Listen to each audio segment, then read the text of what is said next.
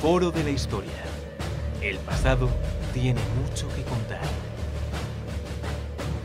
Bienvenidos y bienvenidas a Foro de la Historia. Hoy estamos aquí en otro programa hablando de cine. La verdad es que después de unos días convaleciente, porque hemos estado malo, ya sabéis que ahora enero, febrero siempre es la época de ponerse malo. Y bueno, los virus, la gripe y bueno, pues diversos problemas personales me han tenido un poquito apartado de los micrófonos. La verdad que tenía muchísimas ganas de volver porque pese a que esto es un proyecto de divulgación cultural y algunos lo considerarán como quizá un hobby más, para mí se ha vuelto una forma de, bueno, expresión, también, bueno, que es, si no la radio o el podcast, sino como otra forma de expresión más. Pero para mí es como una forma de, bueno, pues también expresar un poco cómo me siento, las reflexiones que tengo, que son bastante profundas en algunos casos, en otros casos, como habéis visto, hay mucha guasa de por medio. Pero bueno, desde luego, pues aquí estamos, ¿no? Here we are again. Para, bueno, pues grabar un podcast acerca de cine, en este caso a La Virgen Roja.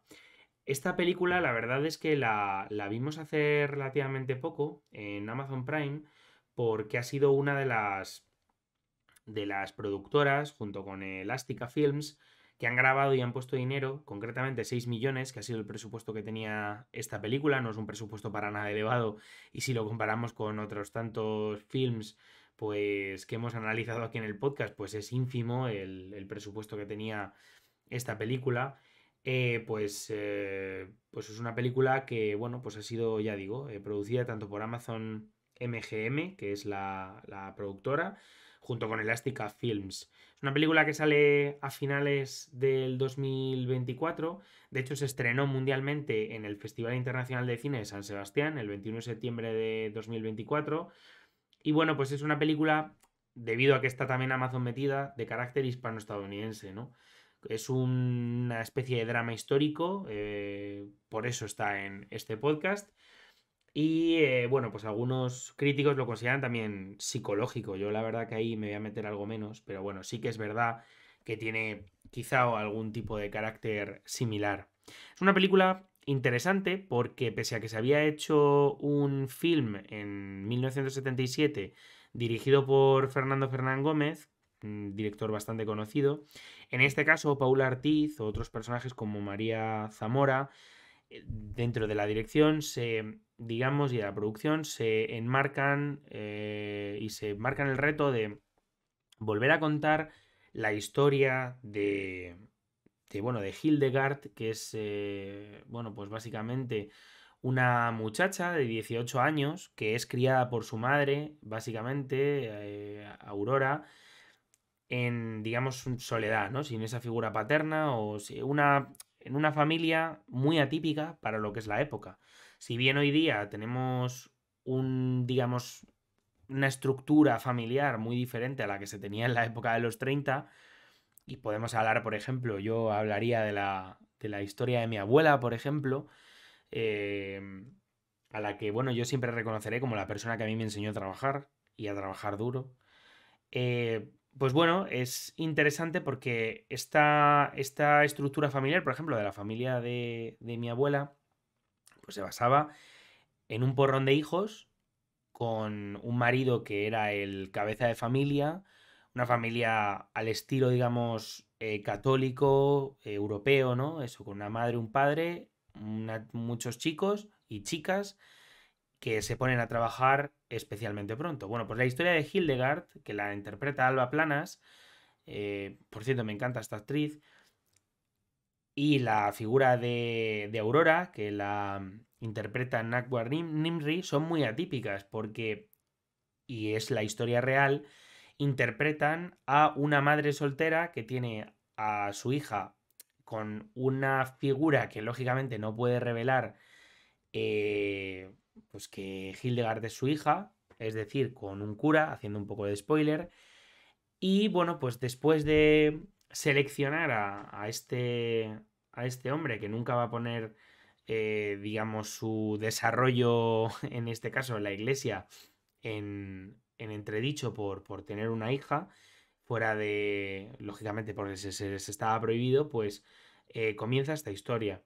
Hildegard fue una muchacha que bueno, desarrolló políticamente y también socialmente en los años 30. Nos cuenta la historia de una niña que fue educada por su madre en soledad, que aprendió múltiples idiomas, que aprendió literatura, que aprendió también, bueno, pues derecho y que pues fue básicamente un prodigio. Se la reconoce como la mujer perfecta, o así es como nos quiere la trama introducir en esto, y luego nos habla pues un poco acerca de la psicología de tanto de esta persona como de su madre, que era quien quería crear a esta mujer perfecta. Básicamente, bueno, si hablamos un poco de, digamos, de lo que son los escenarios y tal, bueno, de los actores, ¿qué podemos decir? Ya hemos presentado a los principales, también se aparecen por ahí Pepe Villuela y bueno, pues otros tantos.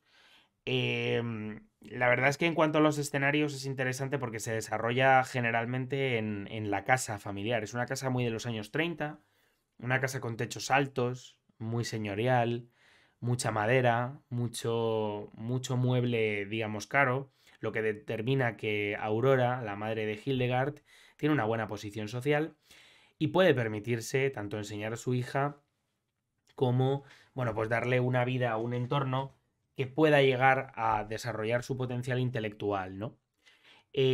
Cuenta que Aurora entrena a Hildegard en el desarrollo también de, bueno, pues de unas capacidades intelectuales altísimas, reflexivas, con múltiples ejercicios, y que, digamos, la niña va desarrollándose paulatinamente, pues, pues un poco en una soledad, ¿no? Porque su contacto social, sin embargo, es realmente reducido y es de hecho a través de los contactos sociales instigados por la política donde pues, se va a desarrollar paulatinamente la trama.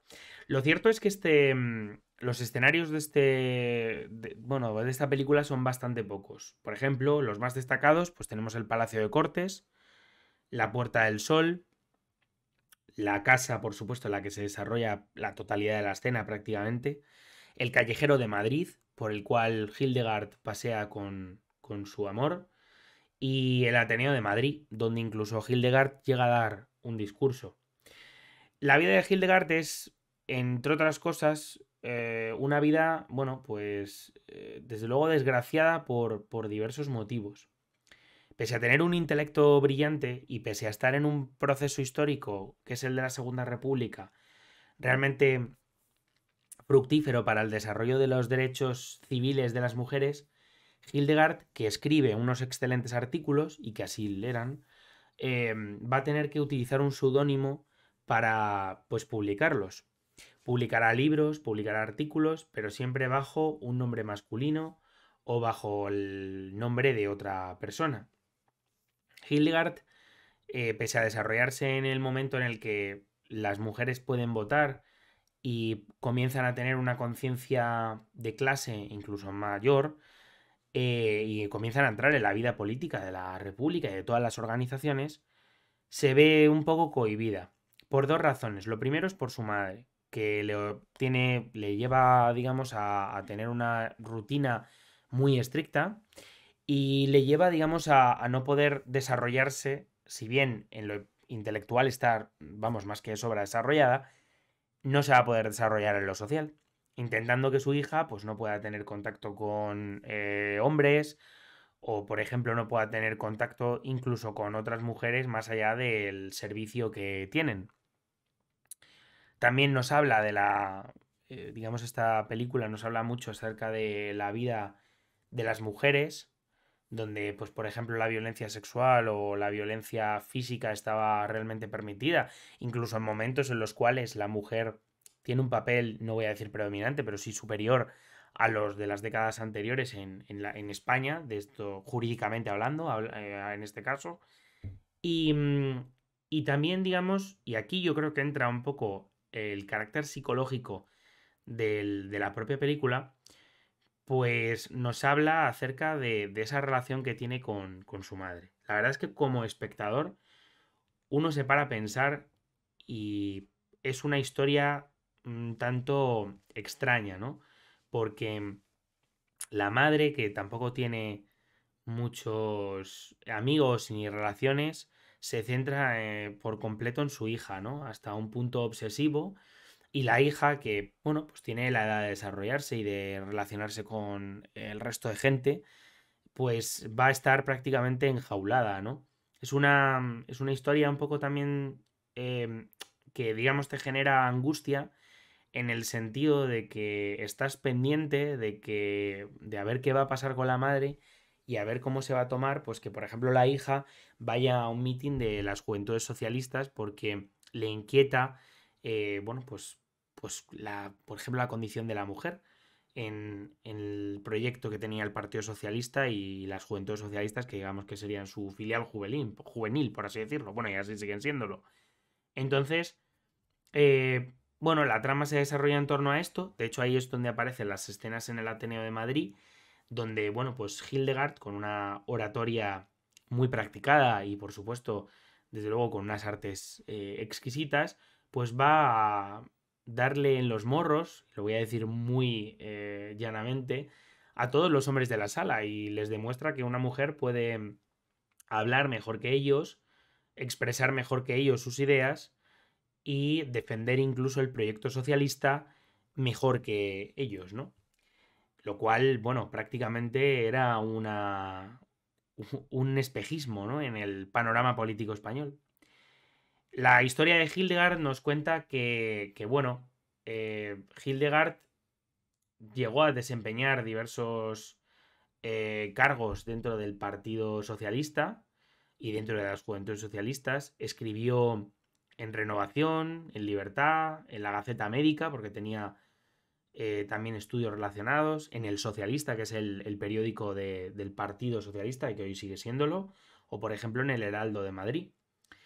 La verdad es que, bueno, es una mujer, Gilda Rodríguez, que militó en el Partido Socialista y después en el Partido Republicano Democrático Federal. Además, fue miembro activo de la Liga Mundial para la Reforma Sexual.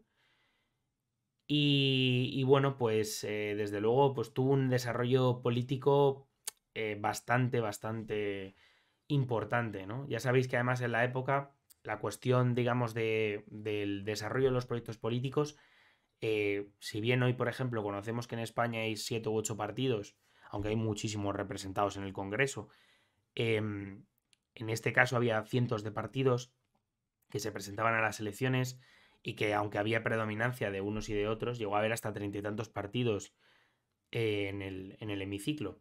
Y en este caso, pues Hildegard, como otros muchos, cambió de partido, del Partido Socialista al Partido Republicano Democrático Federal, que bueno, que fue un partido que se desarrolló, bueno, se desarrolló relativamente, vamos, brevemente vamos, en la época de la República. Esto, digamos, que le genera todo este desarrollo intelectual e incluso político, le lleva un poco a tener problemas con su madre, ¿no? Que considera que la trayectoria que ella quería para su hija de mujer perfecta, pues va a frustrar todos los objetivos que ella tiene para su hija, ¿no? Y entonces, pues, finalmente, el 9 de junio de 1933, la acaba asesinando. La verdad es que es una historia, es un drama que yo creo que está muy logrado porque la verdad es que nos habla de una activista que es muy poquito reconocida. La verdad es que es una activista que tuvo muchísimo apoyo popular, con además, vamos, y así lo muestra al final, con, bueno, pues eso, pues eso, con unas escenas finales, pues importantísimas, donde hay una multitud de gente acompañando el cuerpo de Hildegard.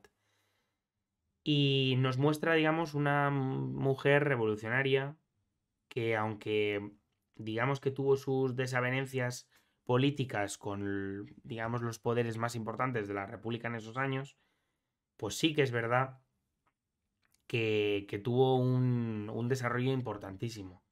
De hecho, H.G. Wells, por ejemplo, y hablando de publicaciones, la, la quiso llevar a Londres como secretaria. Y lógicamente, pues no. Su madre no lo iba a permitir, que entre otras cosas fue eh, bueno, una de las partes finales, digamos, de lo que es el relato que os vengo a contar, en la cual la madre, pues lo que hace es montarse paranoias conspiranoicas en torno a su hija, que la va a abandonar, que va a acabar con el proyecto de su vida, que es ella misma. Y, y bueno, pues esperamos que esto sucedió de verdad. Nos cuenta la historia de esta activista, de esta mujer que sí que es cierto que tiene sus contrastes, pero que desde luego es una figura muy atípica en la década de los años 30.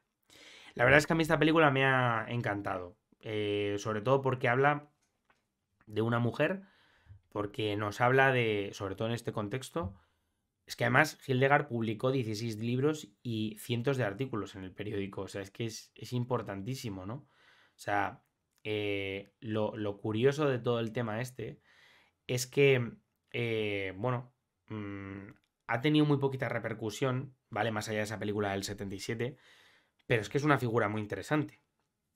O sea, porque ya no solo es interesante leerla desde un punto de vista, por ejemplo, feminista, que es otra idea más, sino también desde el punto de vista, mm, pues eso, desde una cuestión más bien, por ejemplo, marxista, socialista.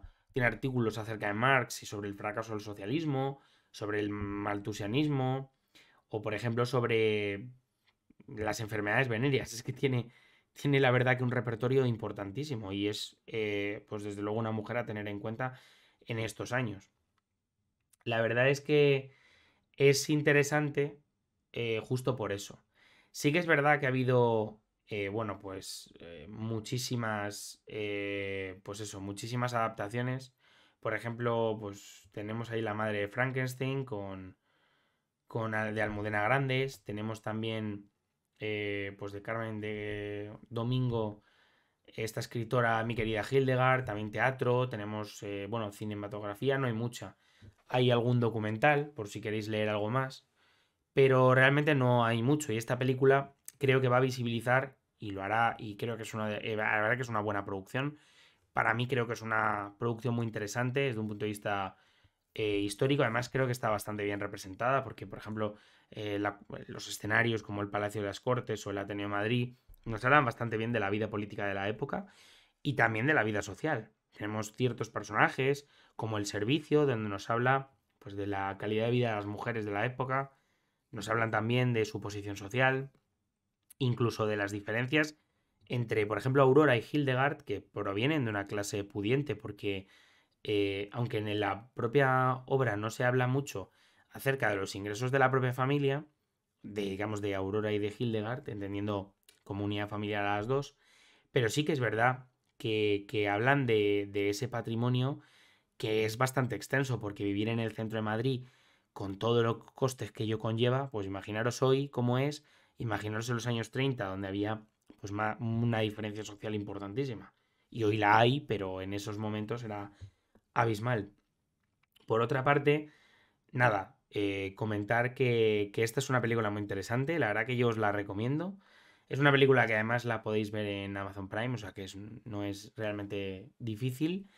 Y que es una película bueno, que al final yo creo que nos refleja también pues una historia diferente de los años 30 que también merece ser contada.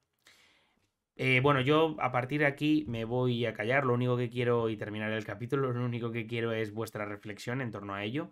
Si alguien ha visto esta película o conoce la historia de Hildegard y de su madre Aurora, que por cierto, después de asesinarla pasó pues más de 20 años en la cárcel, la mayor parte en el sanatorio de Cienpozuelos, pues sí que es interesante, bueno, pues que me dejéis en los comentarios qué os parece y sobre todo, pues, qué consideráis que merece esta película, si os ha gustado o si no, y sobre todo, pues, qué reflexiones sugiere. Muchísimas gracias por estar aquí conmigo en estos 20 minutos tan agradables, los cuales más que nada he estado practicando la voz que no he tenido durante 5 días. Y nada, me alegro mucho de haber estado de vuelta aquí con vosotros y vosotras. Y nos vemos en el siguiente podcast. Chao. Si te ha gustado este podcast, puedes darle 5 estrellas en Spotify. Por otra parte, si lo ves desde iVoox o desde YouTube, puedes darle un buen like. Asimismo, nos puedes seguir en redes sociales para ver los artículos que vamos publicando en forodelahistoria.com. Recuerda que tu apoyo es fundamental para este podcast y para, bueno, pues las personas que lo componemos. Muchísimas gracias y nos vemos la semana que viene. Chao.